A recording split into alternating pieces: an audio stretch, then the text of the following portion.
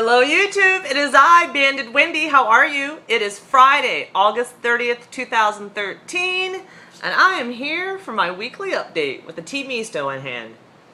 I think it's like 232 weeks post-op for me.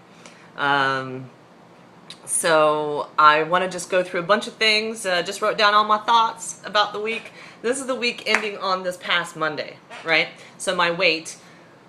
A lot of new subscribers. Welcome. Thanks for being here. I started at my highest weight that I ever recorded was 269 pounds. I'm 5'10". I'm 38 years old. And I had lap band surgery. I was 34 years old. I weighed 244.6 pounds at the time of surgery, and my BMI was 35 BMI. I had plantar fasciitis in my foot. I had lost the same 100 pounds 3 times, but regained it all plus more every time. The plantar fasciitis kept me from being able to do any type of exercise consistently.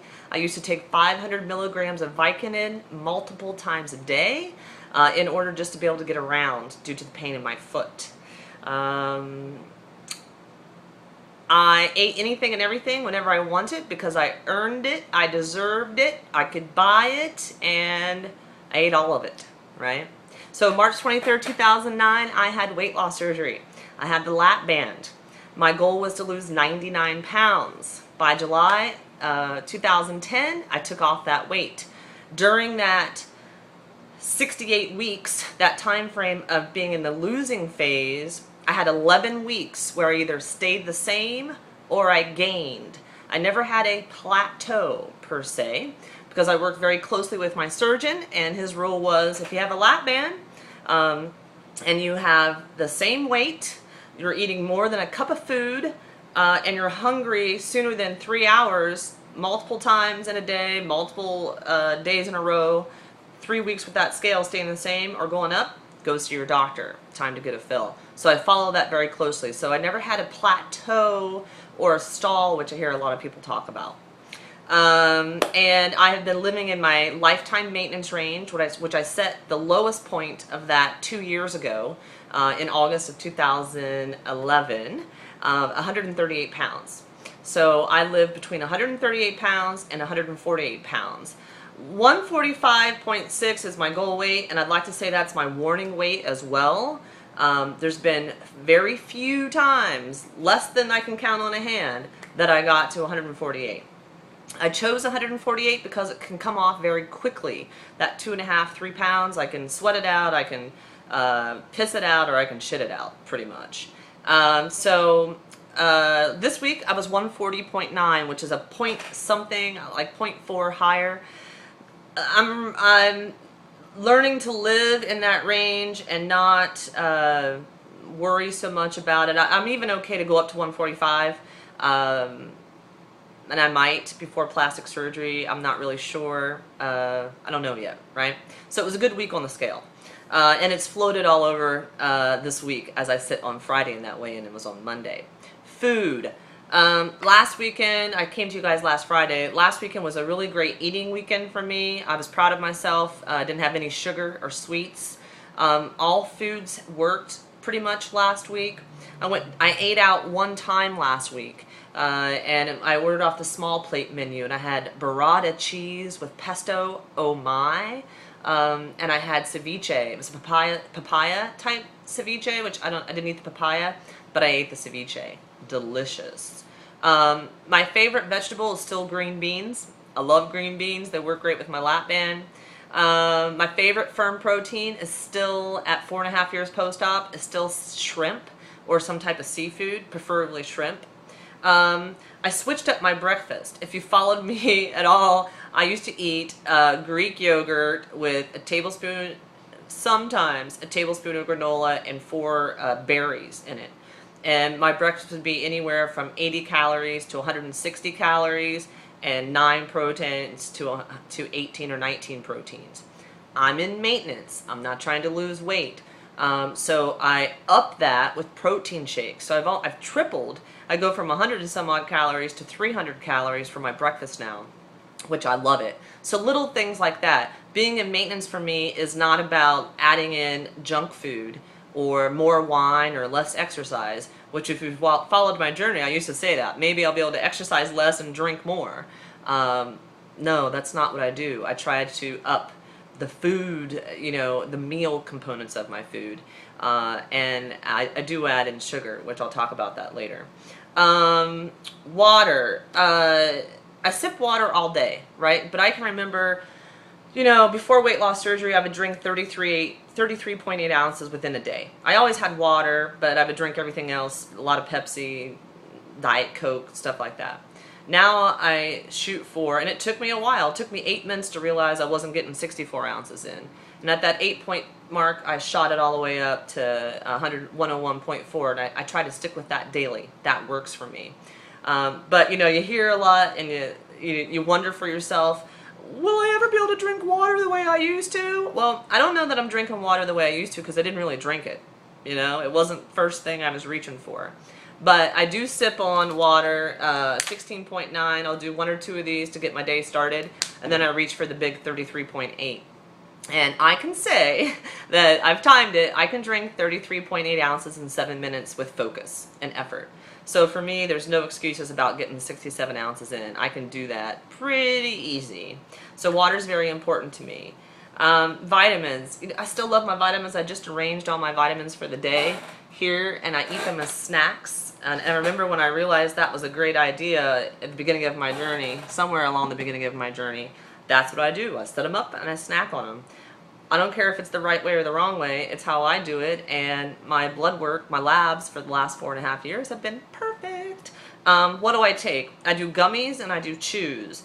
The most popular brand that I use is Vitafusion. I used to be a bariatric Advantage girl, but my husband doesn't like those. We're both bariatric patients. I just want him to take something, so better than nothing. So this works for he and I. I do a multivitamin, I do fish oil, strawberry flavor, I do probiotics, I do fiber, I do calcium, I do omegas, and I still do biotin. Started taking biotin, and I still get that from Bariatric Advantage. Started doing that at week 12 because my hair was falling out, and I find if I skip it, I'm right now taking biotin that Grelin Begon gave me, and I still have it, Asia, if you're watching, so that means I skip it sometimes. But my hair, I can notice the difference in my hair and my nails. So biotin is still very important to me.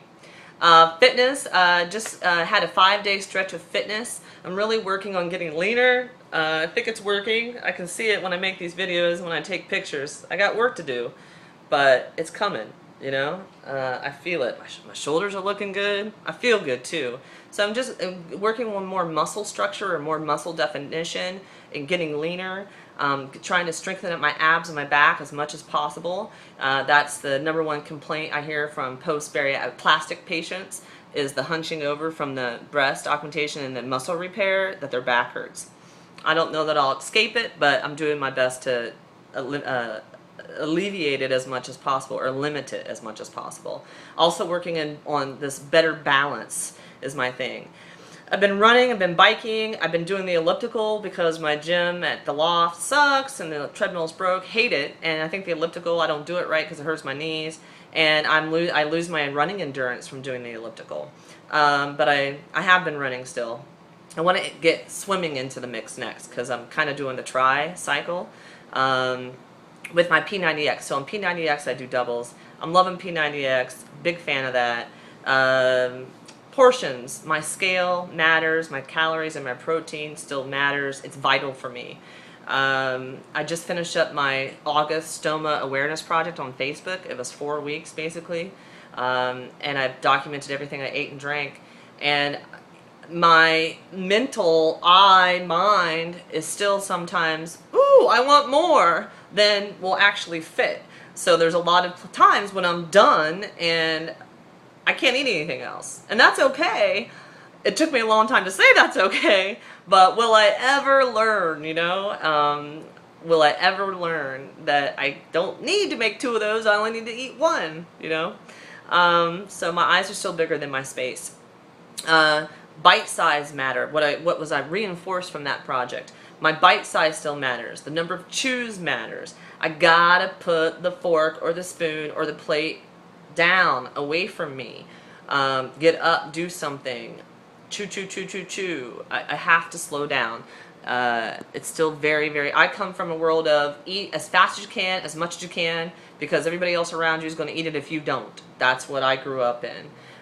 There was never leftovers in the house where I grew up. Ever. We didn't eat leftovers. We ate everything that was cooked at the time because that's just what we did. So it's still, you know, I did that for 34 years, right? Sugar. I do think sugar is the devil. I'm considering 2 weeks no sugar, maybe a month no sugar. I don't know. I'll get back to you on that. I'm unclear on it quite yet. But when do I eat sugar? I don't eat sugar morning, noon, and night. I eat sugar after I've hit all of my marks for the day. My water is done, my fitness is done, my calories are on point, my protein is on point. I allow myself to eat that sugar. It helps me maintain my weight and don't drop also, because I try to hit 12 to 1600 calories, 12 to 1400 really, for maintenance. Just depends on my fitness level. But you know, getting in firm type protein more than 1100 calories, 1000 calories is challenging for me.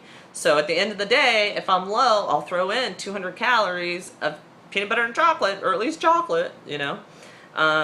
How I do it, that's how I do it. I'll still do some type of portion, something that's in my toolbox, chocolate covered cherries, my trail mix, a Hershey bar, some animal cookies, something that's usually under or within a 200 calorie and somewhere between 1 and 5 proteins, typically. Why? I already told you. Plastics, thank you all for watching my first video. I've got more coming on that. I really appreciate your support. Something I want to talk about that I haven't highlighted yet, but I will, tummy tuck talk. Learned about it from a non-weight loss surgery person here on YouTube, and I love it.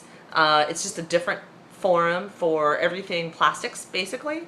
And I found a couple of you YouTubers on there also, which is kind of cool. So, tummy tuck talk. You got to pay for it, though. I made a big payment, my biggest payment yet for my plastic surgery, so I had a lot of financial stress this week just doing it, but that was good.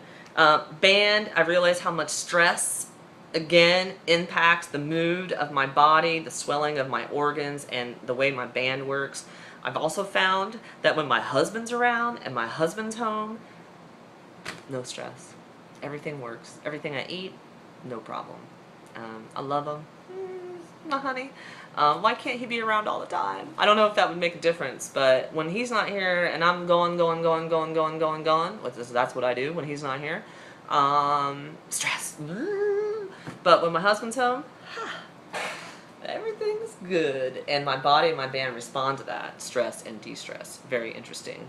I have a couple of friends that I've been chatting with that are coming out of a regain. They're fighting their way out of that paper bag. Boom, boom, boom, boom.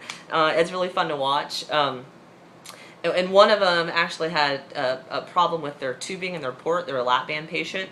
So that's been interesting to take a look at that.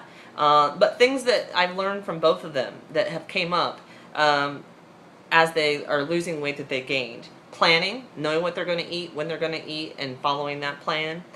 Their calorie counts, very important. Their fitness, making sure they get their fitness in, no excuses. Focus, that there's a determination here, and that they can and they will and they are doing this. Their clothes, how are their clothes fitting? Putting on the jeans that they hadn't been wearing, reaching into the closets for clothes that they had avoided because they didn't want to see if they fit or not. The scale, both of them say the scale matters. And I loved what Amy said in a video earlier this week. Do not avoid the scale. Do not put the scale away. And taking photos, seeing yourself in photos, really important while you're losing and maintaining. That's all I got, almost 15 minutes. Hope you all have a great week. Thanks for watching. Bye!